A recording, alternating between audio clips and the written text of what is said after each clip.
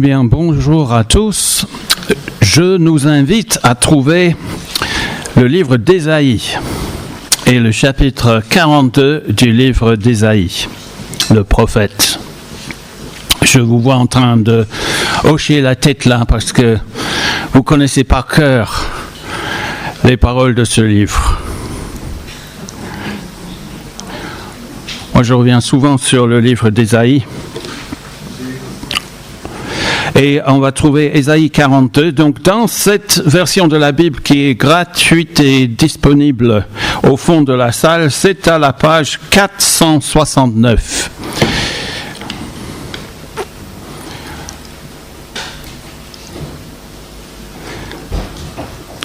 Ésaïe 42.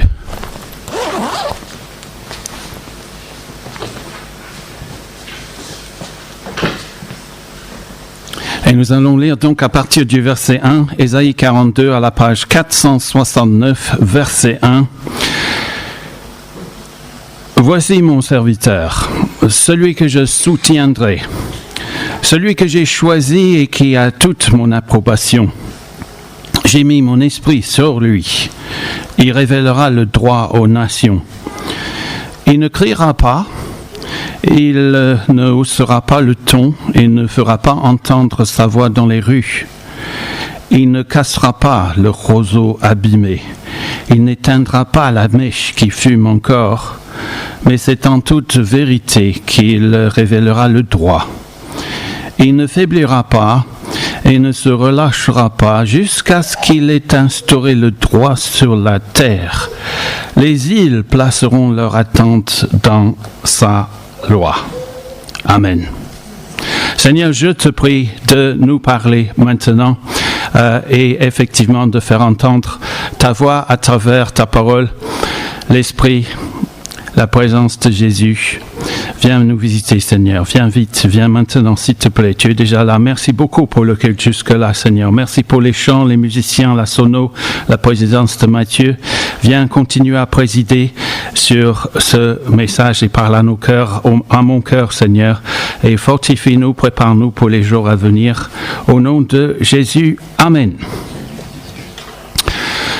Alors, d'après ce passage, le peuple de Dieu est au bord de la rupture.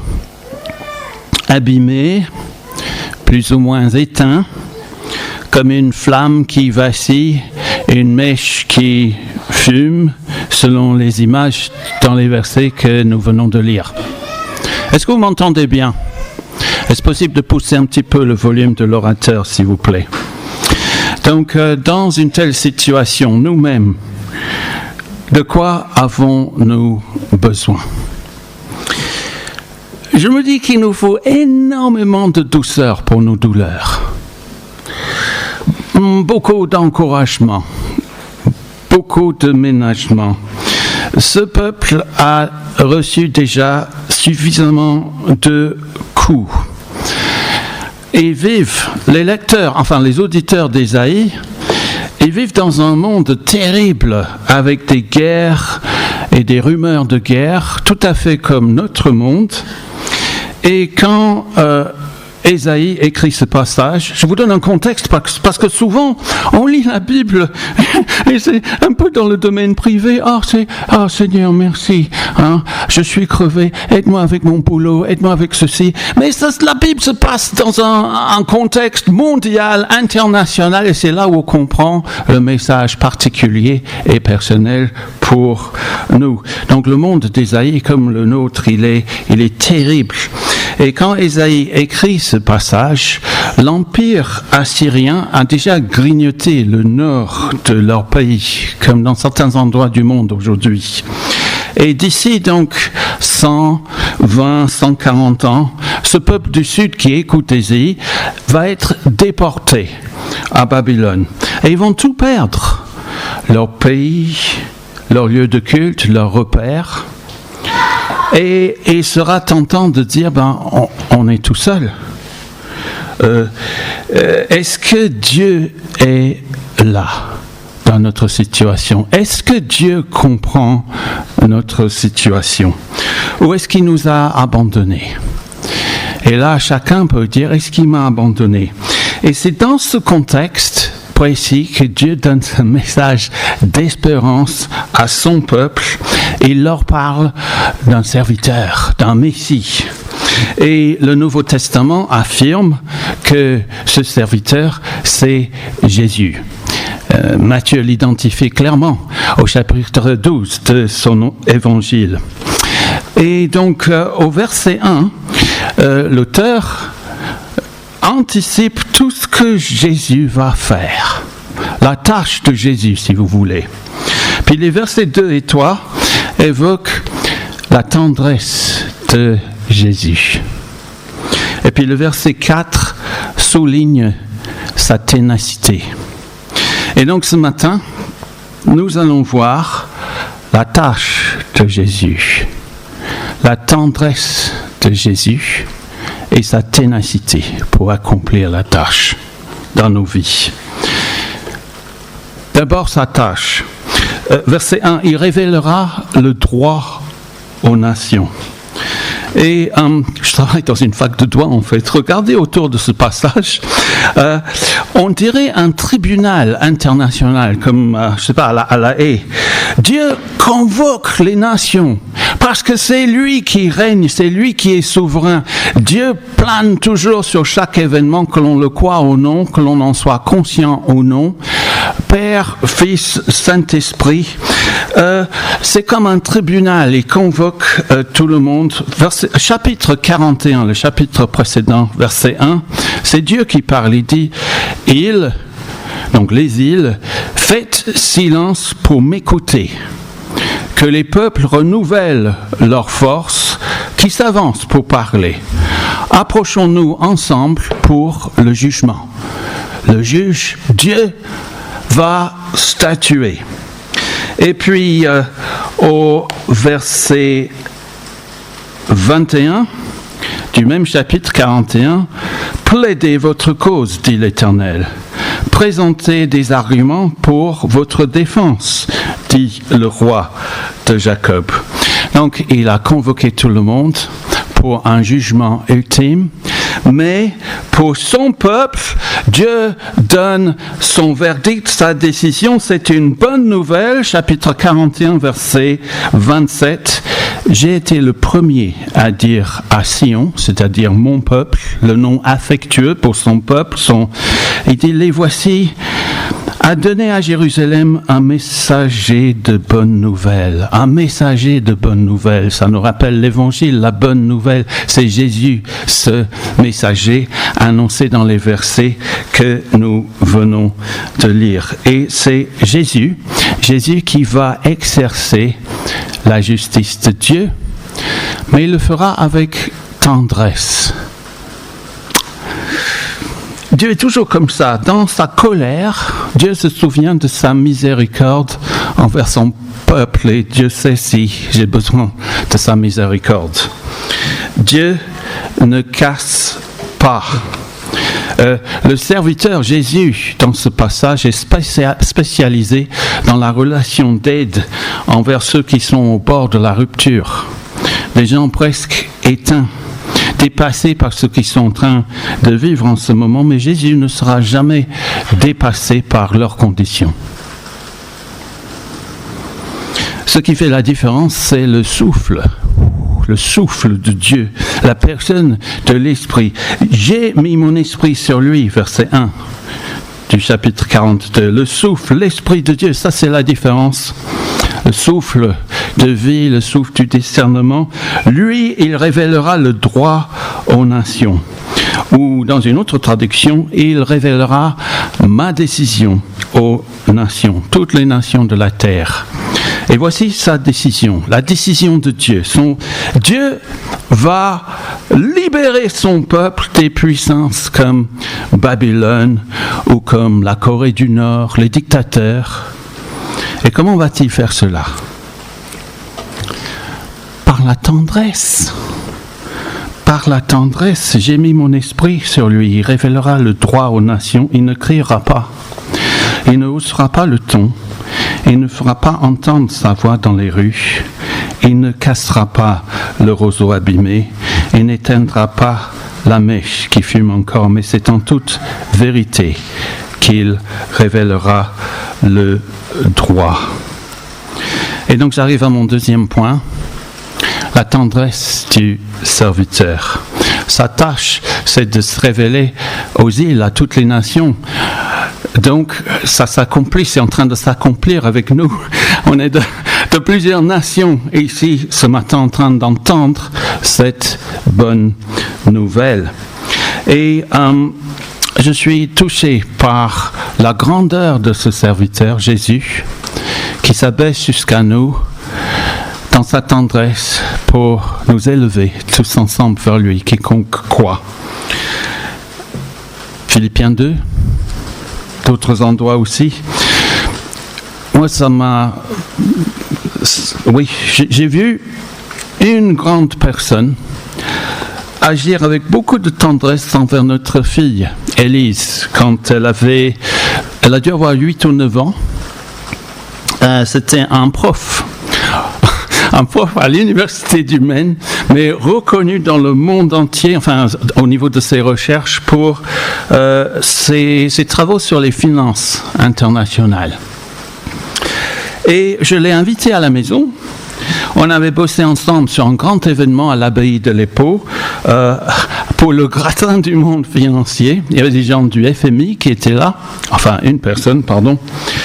Et j'avais aidé ce prof avec des traductions vers l'anglais. On avait sympathisé et donc il vient chez nous avec une poupée pour notre fille. Il s'assoit par terre avec elle devant la cheminée comme ça. Il assemble la poupée et il joue avec elle. Et il y a contact, empathie. Et puis du haut de ses 8 ans, notre fille Élise, elle lui dit « Qu'est-ce que tu fais dans la vie ?» Il explique à une gamine de 8 ans l'importance des finances internationales. Et c'était clair, c'était limpide pour un enfant même. Et la tendresse de cet homme l'a rendu d'autant plus grand à mes yeux et aux yeux de notre fille. Et j'ai compris pourquoi les étudiants aimaient ce prof. Et ça me touche de parler de lui encore parce qu'il est parti trop tôt. Mais je me dis, les plus grands de ce monde se mettent à côté des petits et se mettent à leur niveau et les élèvent.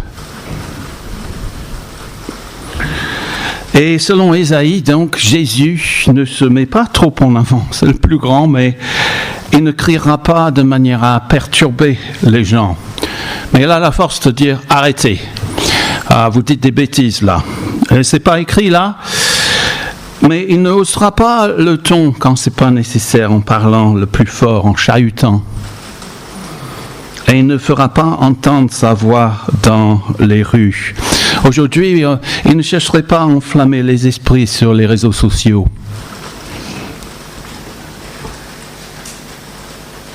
Jésus incarne parfaitement cette prophétie.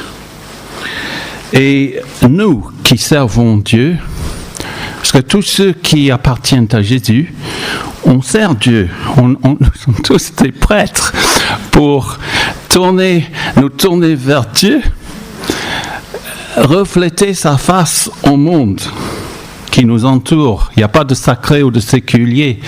Donc au travail, avec notre voisinage, etc. Et nous qui servons Dieu, sommes-nous prêts à incarner cette attitude de service et de disponibilité, apporter les fardeaux les uns des autres dans les mois, dans les années à venir, comme l'a dit Matthieu, comme l'a dit Laurent et plein d'autres. Ce mot, là j'ai la traduction, second 21, il ne cassera pas le roseau abîmé. Abîmé, c'est trop faible. La traduction est trop atténuée ici. La Bible du Semeur est un peu mieux. Il ne brisera pas le roseau qui se ploie.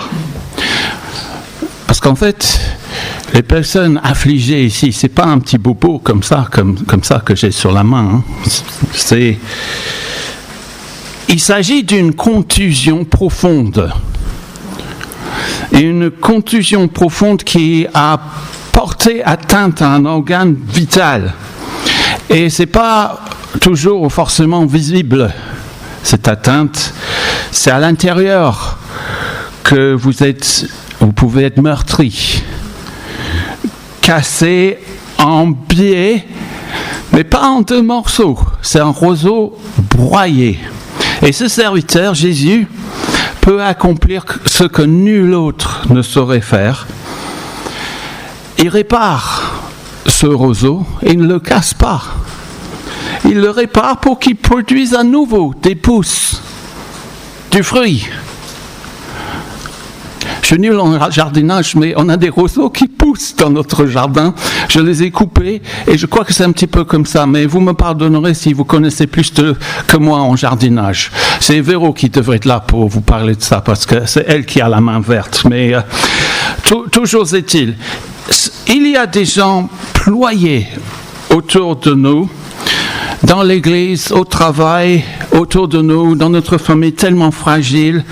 Certains se sont tellement donnés, ils n'en peuvent plus.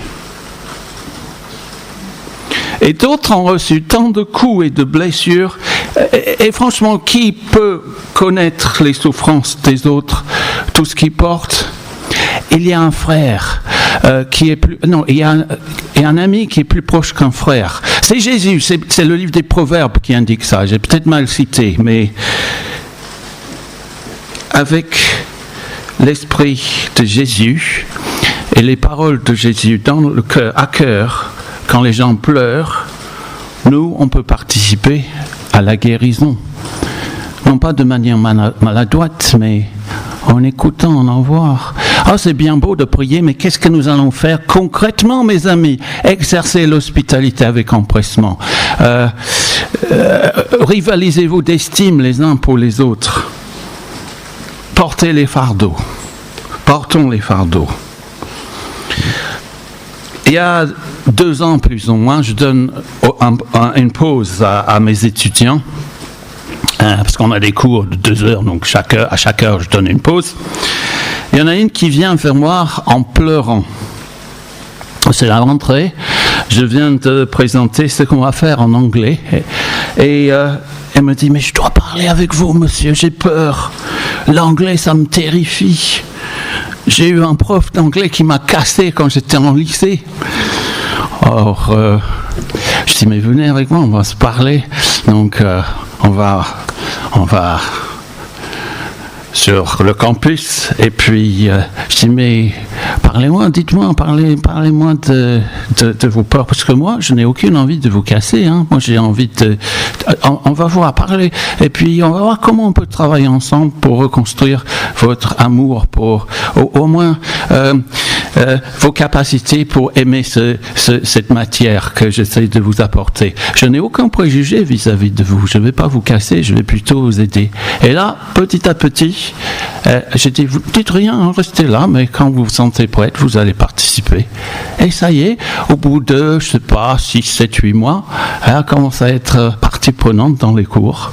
Et elle a commencé à avoir des notes qui tenaient le coup.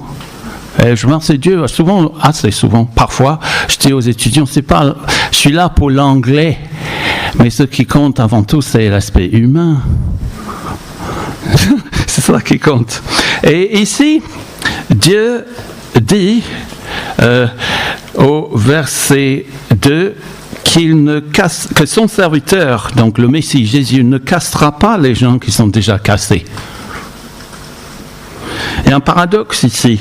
Dieu dit, voici mon serviteur.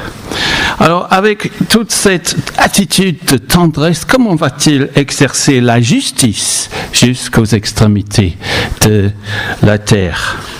Eh bien, en 3e lieu, parlons de la ténacité. Ténacité de ce serviteur en s'acquittant de sa tâche. Parce qu'il se démarque dans sa tendresse et il se démarque totalement de des postures d'intimidation, de brutalité des grands de ce monde.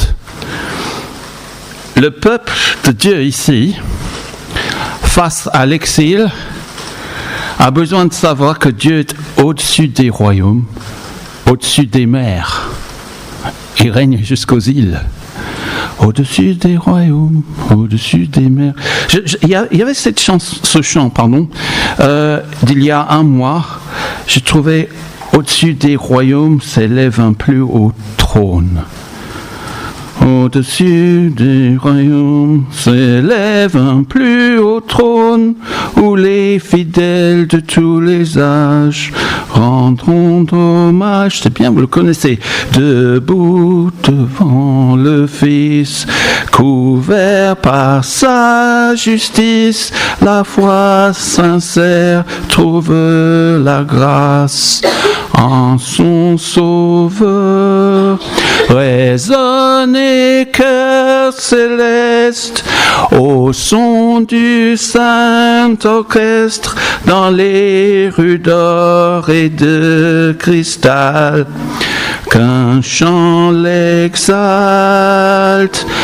Louange, honneur et gloire, sagesse, puissance, victoire, ô Dieu qui règne dans le ciel, Prince immortel. Le deuxième couplet est vraiment touchant, tout est vrai et fort ici. Et nous séjournerons au cœur de sa maison. Nous offrirons tous à l'agneau un chant nouveau. Il essuiera nos larmes, rassasiera nos âmes. Lui seul est notre roi berger, à tout jamais. Amen. Quand Jésus gouverne nos vies, et il vit au cœur de nos douleurs, comme au tombeau de son ami Lazare, on en a beaucoup parlé, qu'il aime, ainsi que ses sœurs, jusqu'au bout du bout. Et à partir de cette douleur, Jésus va engendrer de nouvelles naissances. Regardez un peu plus loin dans Ésaïe 42, à partir du verset 14 à 16. Dieu dit, j'ai longtemps gardé le silence. Je me suis tu, je me suis retenu de parler, mais désormais, je vais crier. Tiens, on avait ça dans un chant. Mais je vais crier comme une femme en train d'accoucher. Je serai haletant et je soufflerai tout à la fois. Je dévasterai montagnes et collines et j'en ferai sécher toute la verdure. Je changerai les fleuves en îles et je mettrai les étangs à sec. Je ferai marcher les aveugles sur un chemin qu'ils ne connaissaient pas. Je les conduirai par des sentiers qu'ils ignoraient. Je changerai les ténèbres en lumière devant eux. Et je redresserai les passages tortueux. Tiens, ça c'est intéressant. On dirait le roseau ployé. Et Dieu qui redresse le roseau ployé, il redresserait aussi les passages tortueux. Voilà ce que je ferai. Je ne les abandonnerai pas. Nous ne devons pas baisser les bras. Moi, ça ne m'intéresse pas, franchement, de baisser les bras. Parce que Jésus n'arrête jamais ce qu'il fait. Il est tenace. Et dans le Nouveau Testament, Matthieu 12, donc... Matthieu, l'évangéliste, cite ce passage d'Ésaïe et dans le contexte, on ne va pas le relire, mais dans le contexte de Matthieu 12, où Jésus est soumis à des pressions énormes, un stress important, ses disciples ne comprennent pas ce qu'il fait, les gens le sollicitent sans arrêt. Donc, maître, guéris-moi, les délivrer, répondre à leurs moindres besoins, et tout le monde est fatigué. Et l'opposition s'intensifie, Hérode n'est pas loin, les intégristes sèment la pagaille, les complotistes affirment que Jésus a fait un pacte avec le diable, et pourtant Jésus continue, et il ne relâche pas. Verset 4, il ne faiblira pas et ne relâchera pas jusqu'à ce qu'il ait instauré le droit sur la terre. Les îles placeront leur attente dans sa loi. Sa loi, c'est pas quelque chose de pénible auquel il faut juste laborieusement respecter c'est pas du tout ça, c'est la vie, sa loi. Et Jésus ne relâche pas à, entre guillemets, imposer sa présence, mais tout en incarnant Ésaïe 42, il dit, même contexte que Matthieu 12, fin de Matthieu 11, « Venez à moi, vous tous qui êtes accablés, sous le poids d'un lourd fardeau, et je vous donnerai du repos. Prenez mon joug sur vous, mettez-vous à mon école, car je suis doux et humble de cœur, et vous trouverez le repos pour vous-même. Oui, mon joug est facile à porter, et la charge que je vous impose est légère. » Il me vient à l'esprit que les commandements de Dieu ne sont pas pénibles, parce que quand on se plie à ce qu'il nous dit, c'est parfois dur pour le cœur et l'être, mais ça nous libère pour devenir ce que nous sommes censés être, en train de fonctionner, marcher selon le manuel, le mode d'emploi de notre Créateur. Et là, on est bien, parce qu'on est en phase avec l'existant, le réel, et notre vie, comme disait Laetitia, est cachée avec Christ. Mais je prie que les gens voient Christ qui transparaît à travers moi, à travers vous. Parce que Jésus n'éteindra pas la mèche qui fume encore. On a une cheminée à la maison et on essaie de mettre nos invités face au feu pour qu'ils voient. Hein? Le feu, c'est beau, hein, un feu de cheminée. Hein? Et donc, moi, comme je suis assis dos face à la cheminée, donc je vois pas si ça fume encore. Hein, s'il y a des braises parce que j'ai le dos tourné, mais quand je me lève et que je vois ça, je m'approche du feu discrètement. Je tisonne délicatement pour à nouveau attiser le feu. Parfois, il faut souffler sur les braises et ça repart. Mais parfois, il faut du temps, de la méthode, un peu de patience, mais ça repart tôt ou tard. Donc, comment Jésus peut-il guérir comme ça ? Nous faire repartir, nous guérir sans nous casser, même si ça fait mal, ça peut faire mal. Alors, jamais Jésus ne cassera le roseau abîmé parce que lui-même a été cassé sous le poids de notre péché, totalement brisé. Jamais Jésus n'éteindra la mèche qui fume encore parce que sa vie s'est éteinte, alors qu'il n'avait même pas atteint la moitié de ses jours. Et un peu plus tard, Ésaïe parlera de Jésus ainsi dans cette série en fait qui s'appelle Les Chants du Serviteur. Ésaïe 53 verset 2. Il a grandi devant lui, donc le Messie Jésus a grandi devant lui, devant Dieu comme une jeune plante, comme un rejeton qui sort d'une terre toute sèche.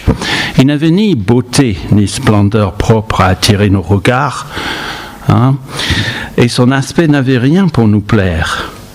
Méprisé et délaissé par les hommes, homme de douleur habitué à la souffrance, il était pareil à celui face auquel on détourne la tête. Nous l'avons méprisé. Nous n'avons fait aucun cas de lui. Pourtant, ce sont nos souffrances qu'il a portées. C'est de nos douleurs qu'il s'est chargé.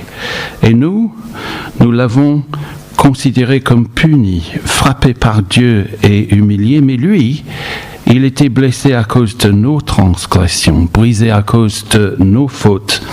La punition qui nous donne la paix est tombée sur lui, et c'est par ses blessures que nous sommes guéris. L'été dernier, j'ai pris une bière avec Emmanuel, et on a eu une conversation sur l'exercice du pouvoir, comment gouverner, comment gérer les personnes. Et je lui ai dit que ça me passionne en fait, comment gouverner. Et j'ai parlé d'un livre intitulé Volonté de puissance, écrit par le philosophe donc Friedrich Nietzsche. On parlait de la manière dont ceux qui se croient puissants vont écraser sans état d'âme ceux qui considèrent comme des maillons faibles, des roseaux abîmés, des flammes presque éteintes. Et quelques jours après, Emmanuel il m'a texté et il m'a dit dans son texto « J'ai envie de lire Nietzsche ». Donc j'ai répondu est-ce que je peux plutôt t'encourager à continuer tes lectures dans la Bible? On avait parlé de l'Ancien Testament, c'est quand même bien, ça me fait du bien de lire toute la Bible dans son ensemble et voir le contexte de Jésus, comme on a essayé de faire ce matin. Parce que justement, le texte de ce matin nous interroge sur notre manière de regarder le monde, avec ses trônes, ses pouvoirs, et sur la manière dont Dieu ravive notre espérance au sein même de nos douleurs. Et je pense que ce passage nous laisse avec au moins 2 questions fondamentales. Vous en avez d'autres, peut-être on peut en parler si vous voulez. Mais premièrement, où est-ce que nous voyons des abus de pouvoir aujourd'hui autour de nous, là où nous sommes? Et en tant que serviteurs de Dieu, que faisons-nous pour redresser ces torts un peu?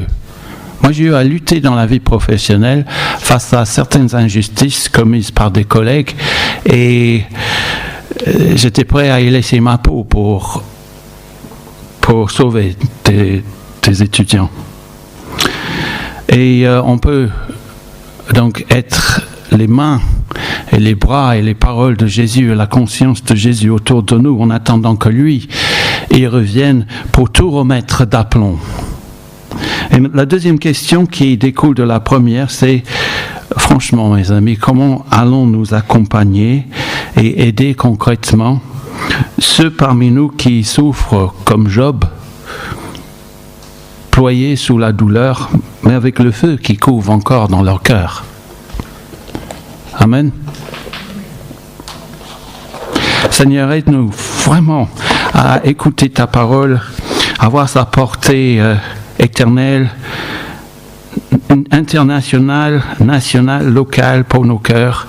Aide-nous aussi à être tes serviteurs là où tu nous as placés. Je te remercie pour tout ce que tu m'as fait vivre aussi depuis ma naissance. Et je te prie que chacun voit sa place dans ton plan et que tu nous aides à lutter contre l'injustice, à aider les gens, non pas en les critiquant comme les mauvais conseillers de Job ou comme si on voulait dominer sur eux, avoir l'emprise sur eux, mais discrètement comme Jésus, sensible à leurs besoins avec une écoute et un suivi pastoral et une relation d'aide qui compte. Et pour cela, on a besoin de toi. On a besoin de se nourrir auprès de toi chaque jour, à chaque instant, en début de journée, en fin de journée, et à chaque instant entre les deux.